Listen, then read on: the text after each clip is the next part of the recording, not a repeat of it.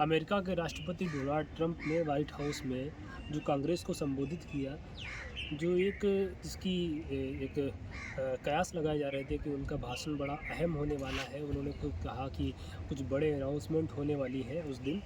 तो उसमें क्या हुआ, क्या कुछ उन्होंने कहा, उस कुछ महत्वपूर्ण पहलुओं पर हम चर्चा करने वाले हैं।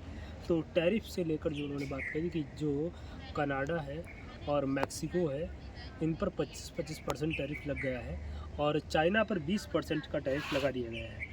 इसके साथ में जो है उन्होंने कहा कि ब्राज़ील है या साउथ कोरिया है या इंडिया है, इन पर सब पर भी टैरिफ लगाया जाएगा और रेसिप्रोकल टैरिफ लगाया जाएगा 2 अप्रैल से। अब रेसिप्रोकल टैरिफ क्या है? तो रेसिप्रोकल टैरिफ का सीधा मतलब होता है कि जो देश हमारे ऊपर जितना टैरिफ लगाता है, जो देश हमारी कंपनियों पर जितना टैरिफ लगाता है, हम भी उसकी कंपनियों पर, उसके आयात पर उतना ही टैरिफ लगाएंगे। ये होता है रेसिप्रोकल टैरिफ। तो अब अमेरिका ने कहा कि हम टैरिफ लगाएंगे, रेसिप्रोकल टैरिफ लगाएंगे। Canada, Mexico, China, Brazil, India, इन सब पर हम रेसिप्रोकल टैरिफ लगाएंगे और ये 2 अप्रैल से ये चालू हो जाएगा। तो डोनाल्ड ट्रंप ने कहा कि जो चाइना है, चाइना उनसे 2 गुना टैरिफ लगाता है। जितना चाइना पर वो टैरिफ लगाते हैं उससे 2 गुना चाइना टैरिफ लगाता है और दक्षिण कोरिया उनसे 4 गुना टैरिफ लगाता है। इंडिया भी 100% टैरिफ कई सारे अमेरिकी गुड्स पे लगाता है। तो उन्होंने कहा कि अब रेसिप्रोकल टैरिफ की नीति अपनाएंगे। अब इसको हम थोड़ा सा गहराई से समझते हैं, आखिर टैरिफ का मसला है क्या। तो जब डोनाल्ड ट्रंप आते हैं तो डोनाल्ड ट्रंप ने कहा कि देखो, प्रवासन का मुद्दा है। जो अमेरिका में जो बाहर के लोग जो प्रवेश कर जाते हैं, जिनको गैर वैधानिक तरीके से जो बाहर के लोग अमेरिका में आते हैं, उनका जो मुद्दा है, और दूसरा नशीली दवाइयों का, जो फेंटानिल इत्यादि, जो अमेरिका ने एक डेटा दिया कि अमेरिका में हर साल लगभग 72,000 लोग से 76,000 लोग तक मर जाते हैं फेंटानिल इत्यादि दवाइयों का सेवन करके, जो चाइना से आती है। तो इन्होंने कहा कि जो प्रवासन है, जो विदेशी लोग अमेरिका में प्रवेश करते हैं, वो कहाँ से प्रवेश करते हैं? वो प्रवेश करते हैं मैक्सिको से, वो प्रवेश करते हैं कनाडा से। तो उन्होंने कहा कि मैक्सिको, कनाडा पर हम टैरिफ इसलिए लगाएंगे क्योंकि वो अपनी सीमाएं दुरुस्त नहीं कर रहे हैं, उनके यहाँ से हमारे यहाँ लोग आ जाते हैं। और जो चाइना पर टैरिफ लगाया, उसका मेन कारण उन्होंने बताया कि चाइना पर टैरिफ लगाने की वजह जो थी वो यह है कि चाइना से जो फेंटानिल जो आता है अमेरिका के अंदर, उससे जो है लगभग 72 से 76,000 लोग प्रतिवर्ष उसका सेवन करके वो ख़त्म हो जाते हैं, मर जाते हैं। तो अब एक तो उन्होंने रेसिप्रोकल टैरिफ की बात करी। अब टैरिफ जो है, असल में टैरिफ का मुद्दा दरअसल इससे भी कुछ आगे का है। टैरिफ लगाने की जो बात अगर अमेरिका करता है, तो टैरिफ लगाने का जो मुद्दा है, टैरिफ लगाने का जो उद्देश्य है, नंबर 1 पर तो ये अमेरिका के आयात को घटाना है। अमेरिका के आयात को घटाना है क्योंकि जो बाहरी कंपनियां हैं जो अमेरिका में जाती हैं और अमेरिका में अपने गुड्स सप्लाई करती हैं, तो वहाँ पर क्या है कि बाहर उन चीज़ों का प्रोडक्शन होता है, वो चीज़ें अमेरिका में बिकती हैं। तो अमेरिका में उन चीज़ों का आयात होता है और उन चीज़ों को जो कम्पीट करने वाली जो अमेरिका के अंदर कंपनियां हैं, अगर उन बाहरी कंपनियों पर टैरिफ लग जाएगा तो उनके जो गुड्स हैं और महंगे हो जाएंगे। अगर वो महंगे हो जाएंगे तो अमेरिकी की कंपनियों को पुश मिलेगा, अमेरिका में और ज़्यादा उत्पादन को बढ़ावा मिलेगा, जिससे उत्पादन को बढ़ावा मिलने से वहाँ की जीडीपी बढ़ेगी और वहाँ उत्पादन होगा तो रोज़गार भी बढ़ेगा। अब डोनाल्ड ट्रंप ने कहा कि जो है, अगर इससे बचना चाहते हैं, जैसे उन्होंने जब कार कंपनियों पर टैरिफ लगाया तो सीधे तौर पर जर्मनी की कंपनियों को नुकसान हो रहा था। तो उन्होंने कहा कि इसका एक रास्ता है कि वो यहाँ पर आए, कंपनियाँ वहीं पर प्रोडक्शन करें, अमेरिका के अंदर ही प्रोडक्शन करें, तो उन कंपनियों को राहत मिल सकती है। अब वही बात आ गई कि जब टेस्ला भारत में आ रही थी, ट्रंप से पहले जब जो बाइडेन की सरकार हुआ करती थी, तो टेस्ला जब भारत आ रही थी तो नितिन गडकरी ने एक बात कही थी कि अगर टेस्ला भारत आए तो यहाँ पर वो उत्पादन करे, यहाँ के लोगों को रोज़गार दे तो ठीक है, नहीं तो अगर वो अपनी क्या कहते हैं, अगर जर्मनी की यूनिट से या फिर चाइना की यूनिट से अगर माल यहाँ पर सप्लाई करेंगे तो फिर उनको 100% टैरिफ देना पड़ेगा। हालांकि अब तो 15% कर दिया गया है इसी रेसिप्रोकल टैरिफ के दबाव में ही। तो वही अमेरिका के जो राष्ट्रपति ट्रंप ने कहा कि अगर इस टैरिफ से निजात पाना चाहती हैं कंपनियां, तो अमेरिका में आके वे निवेश करें और यहाँ पर आकर ही वे उत्पादन करें, तो वो टैरिफ से बच सकती हैं। तो टैरिफ का सीधा उद्देश्य आयात को घटाना, अमेरिका में रोज़गार को बढ़ाना, उत्पादन को बढ़ाना और पैसे कमाना, जीडीपी इत्यादि को बढ़ाना ही है। तो कनाडा, मैक्सिको पर मैंने जैसा कि बताया 25% टैरिफ और चीन पर 20% टैरिफ लगाया गया है। और जो प्रवासन का मुद्दा है और जो नशीली दवाइयों का है मसला है, ये मसला केवल कहा सुनने वाला ये मसला है, ये कम है। असल में आयात को कम करना ही मेन उद्देश्य है टैरिफ के पीछे का। अब इस पर हम बात कर रहे हैं कि और आखिर उस भाषण में क्या था जो ट्रंप ने दिया बुधवार को। तो पहली बात तो उन्होंने टैरिफ पर करी, दूसरी बात उन्होंने यूक्रेन वॉर पर करी। तो यूक्रेन वॉर जिस पर अभी एक बड़ी बहस छिड़ी हुई थी कि कहीं ना कहीं जब 3 साल पहले जब यूक्रेन पर हमला किया गया रसिया के द्वारा, तो अमेरिका मदद करने को आगे आया। और सीधी सी बात है, जब यूएस के साथ से जब ये देश अलग हुए, जब यूक्रेन अलग हुआ रसिया से, तो यूक्रेन के पास बहुत प्रचुर मात्रा में यूक्रेन के पास न्यूक्लियर हथियार थे। अच्छा, न्यूक्लियर हथियार पर कई लोगों ने अपनी टिप्पणी की है, लेकिन जो अटल बिहारी वाजपेयी ने कहा कि न्यूक्लियर हथियार शांति का हथियार है। तो सीधा मतलब है कि अगर आपके पास न्यूक्लियर हथियार हैं, कोई परमाणु समृद्ध देश है, तो उस पर कोई देश इतनी जल्दी हमला तो नहीं करेगा। तो जो बात मैं बताना चाह रहा हूँ कि जब हथियार थे 91 में यूक्रेन के पास, तो रसिया ने भी दबाव डाला, अमेरिका ने भी दबाव डाला, यूके ने भी दबाव डाला कि आप इन हथियारों को सौंप दीजिए हमें। इन हथियारों को सौंपने के बदले हम एक एग्रीमेंट साइन करेंगे जिसका उद्देश्य ये होगा कि हम आपको सुरक्षा देंगे। लेकिन हथियार सौंपने के बाद भी जब 2022 में जब ये युद्ध शुरू होता है, आज से 3 साल पहले, उसके बाद में जो स्थिति बनी हुई है, जिस प्रकार से लगातार हमला कर रहा है रसिया, और जो है दसियों लाख लोग वहाँ से प्रस्थापित हो चुके हैं, विस्थापित हो चुके हैं, पोलैंड में जा चुके हैं, यूरोप में जा चुके हैं कई सारे लोग।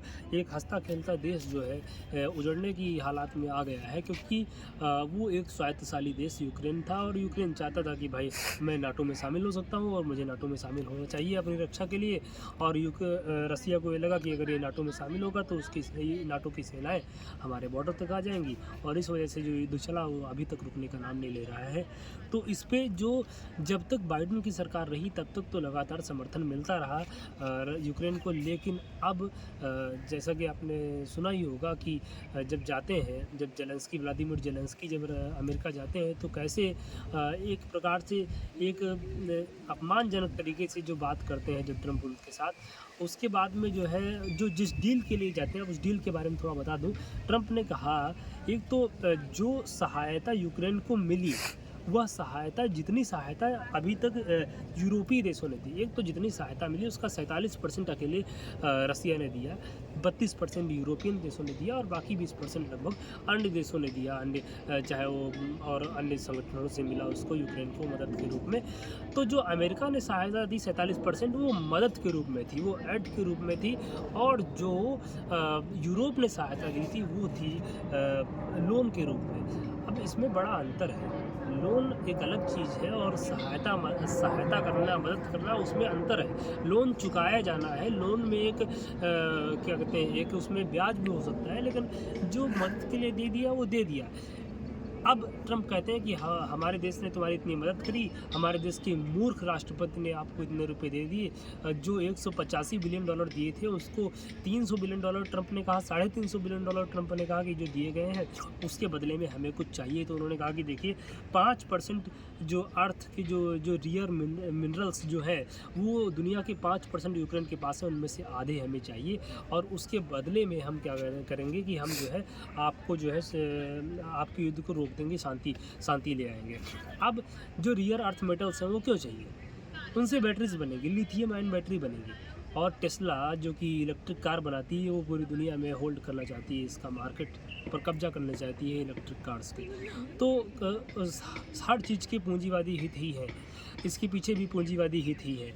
अब जेलेंस्की ने कहा कि ठीक है, लेकिन हम एक परमानेंट सोल्यूशन चाहते हैं।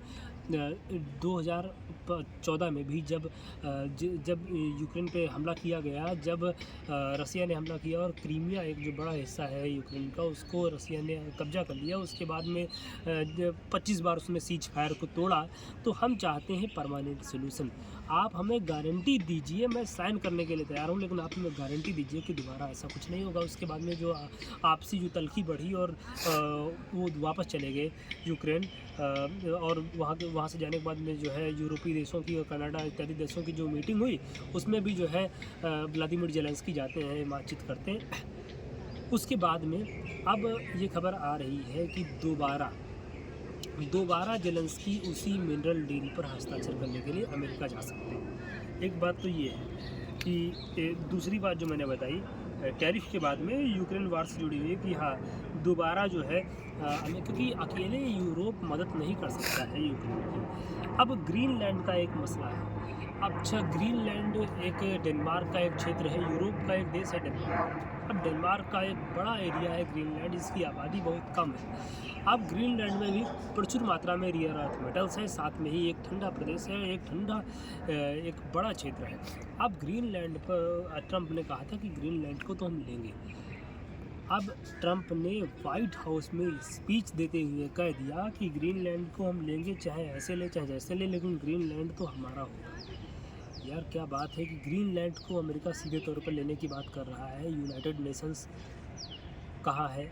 ये विस्तारवादी सोच, ये साम्राज्यवादी सोच की आप दुनिया में दोबारा आ गई है कि सीधे तौर पर एक राष्ट्रपति कह रहा है किसी संप्रभु देश के हिस्से को कब्जा करने की बात, उस पर अधिग्रहण करने की बात कर रहा है। और जैसे अंग्रेज लोग सुरक्षा के नाम पर कब्जा करते, सुरक्षा के नाम पर उपनिवेशवाद को फैलाते थे, वैसा ही कुछ ट्रंप ने यहाँ पर कहा कि ग्रीनलैंड को लेकर उन्होंने कहा। देखो, सबसे पहले ट्रंप ने एक फोर्स भी कंसीडर करी है ट्रंप ने ग्रीनलैंड को लेकर और पनामा कैनाल को लेकर।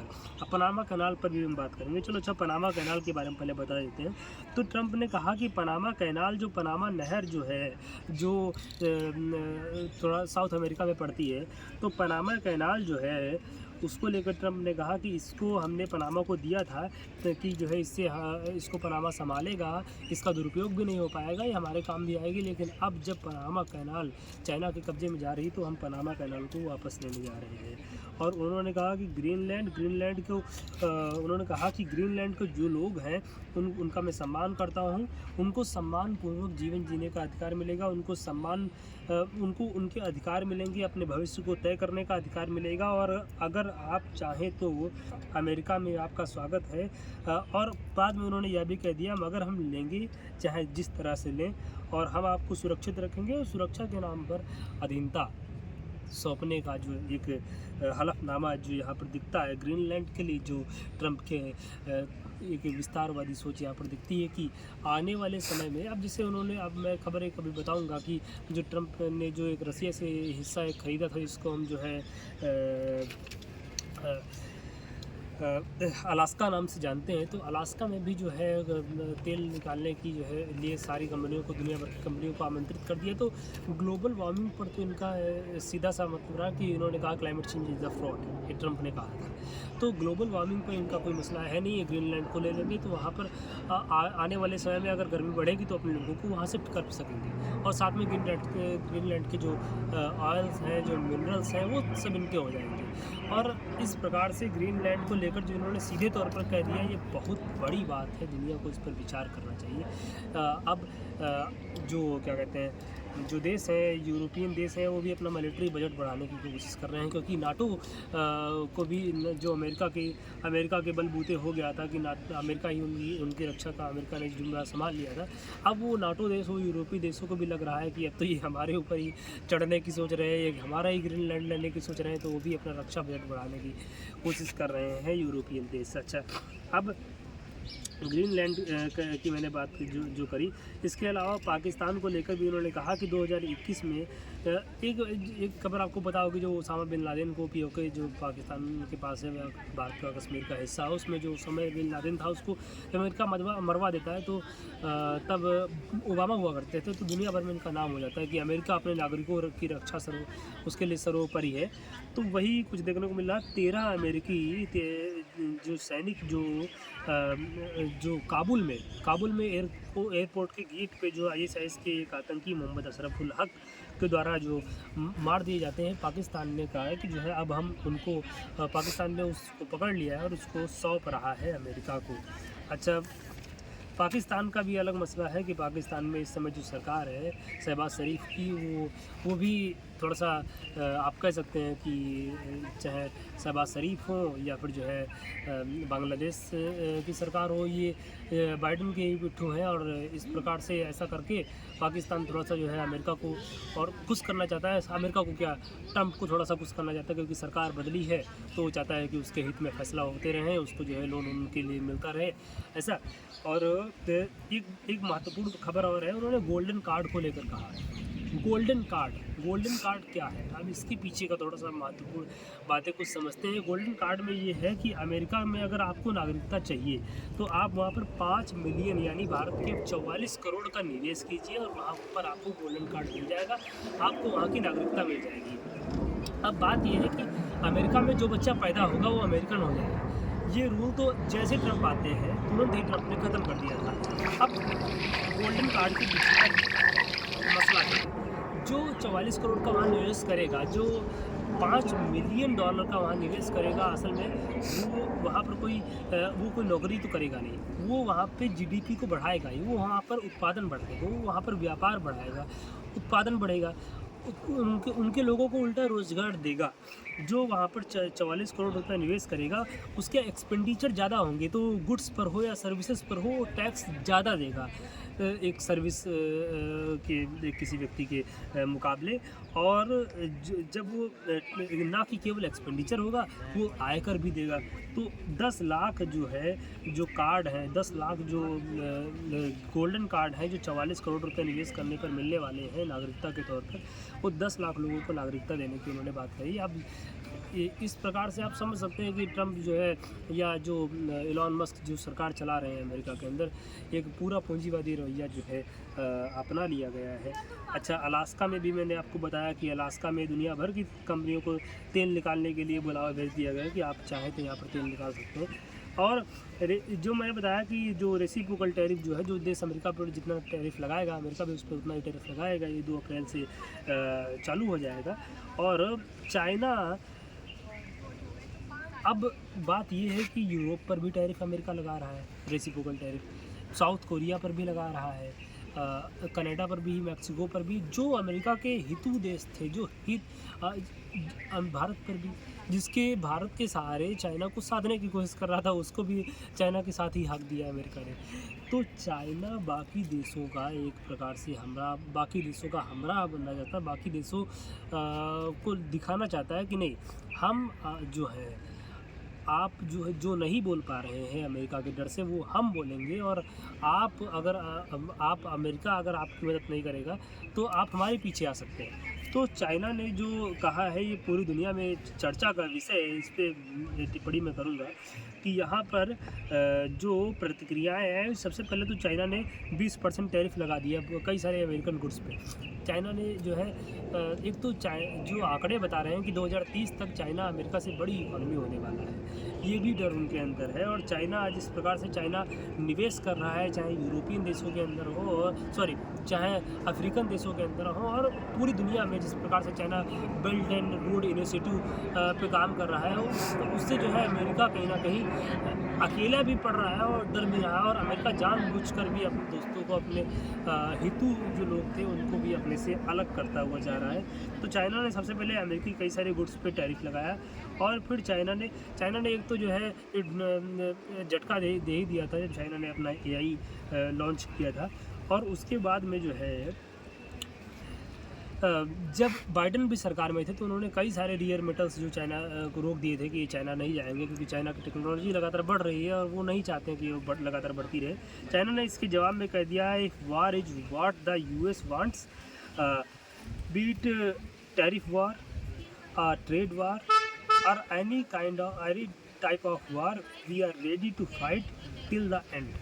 अगर आप किसी भी प्रकार का युद्ध चाहते हैं, चाहे वो टैरिफ हो का युद्ध हो, चाहे व्यापार ट्रेड का युद्ध हो, या किसी भी प्रकार का, हम आखिरी तक लड़ने के लिए तैयार हैं। हम आखिरी तक लड़ने के लिए तैयार हैं। इसका चाइना ने ये इस वाक़ये में चाइना ने अपनी दमदारी नहीं दिखाई है, इस वाक़ये में डिप्लोमेसी दिखाई है कि जो बाकी देश इस वाक़ये को नहीं बोल सकते थे, चाइना ने अगर इस वाक़ये को बोला है तो उन देशों को अपने पीछे करने की कोशिश कर रहा है चाइना की, जो है आप हमारे सहारे आ सकते हैं, हम जो है अगर ऐसा बोल सकते हैं, तो अगर आपके साथ ज़्यादती करता है यूएस, तो जो है चाइना के साथ वो अगर वो देश आएंगे तो चाइना की टेरिटरी पॉलिसी का हिस्सा भी हो सकते हैं, चाइना से हथियार भी खरीद सकते हैं। चाइना से अगर कोई देश, भाई देश, एक देश का दूसरे देश का संबंध अगर बनता है तो सबसे पहले तो व्यापारिक हित ही देखे जाते हैं कि हम आपके यहाँ व्यापार करेंगे, आप हमारे यहाँ व्यापार करेंगे, तो उससे चाइना को फ़ायदा ही होगा सीधे तौर पर। अच्छा, अब इसमें जो है चाइना के जो मिनिस्ट्री ऑफ एक्सटर्नल अफेयर है उसने भी कहा है कि जो फेंटानिल क्राइसिस के नाम पर जो आपने टैरिफ लगाया है इसको ना लगाइए, आइए इस पर बात ही कर लेते हैं सीधे तौर पर कि आखिर ये फेंटानिल क्या है और इसका मसला क्या है और आपके लोग ही इसको कंज्यूम करते हैं। पहली बात तो ये। और चाइना ने अमेरिकी कंपनियों पर तो टैरिफ लगा के अमेरिका को चुनौती दे ही दी है। और इसका ये जो रेसिप्रोकल टैरिफ है इसका नकारात्मक प्रभाव भारत पर भी पड़ने वाला है, क्योंकि भारत को जो कुछ व्यापारिक लाभ जो होता है जहाँ से वहाँ से जो है जो अब यूरोपीय देशों से हो जाता है कुछ, लेकिन सबसे ज़्यादा जो व्यापारिक लाभ होता है वो अमेरिका से ही होता है।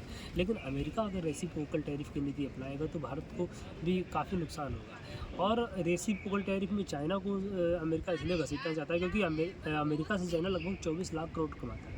भारत तो इसकी अभी बहुत कम ही 2-3 लाख करोड़ ही कमा पाता है, तो भारत को उसमें भी नुकसान होने जा रहा है। लेकिन भारत का कोई बड़ी प्रतिक्रिया अभी हमें देखने को नहीं मिली है।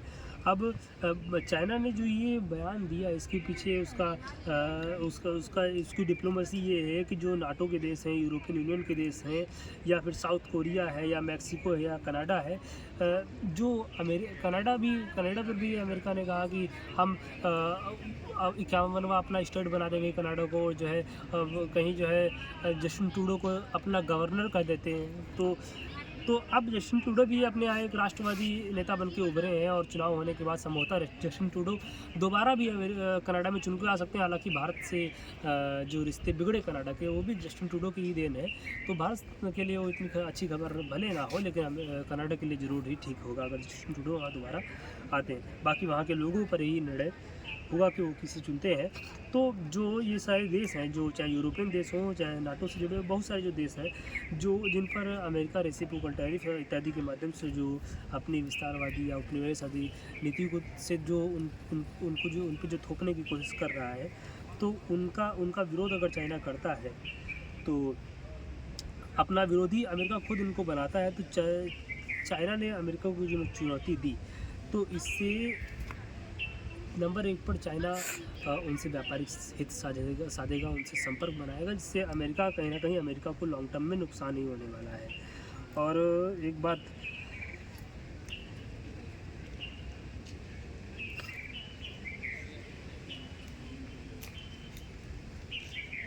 हाँ, जब ट्रंप आते हैं तो ट्रंप ने शपथ ग्रहण से पहले शी जिनपिंग को बुलाया था कि जो है वो शपथ ग्रहण के लिए वो वहाँ पर किसमें वो वहाँ पर उपस्थित हो, वहाँ पर आए। तो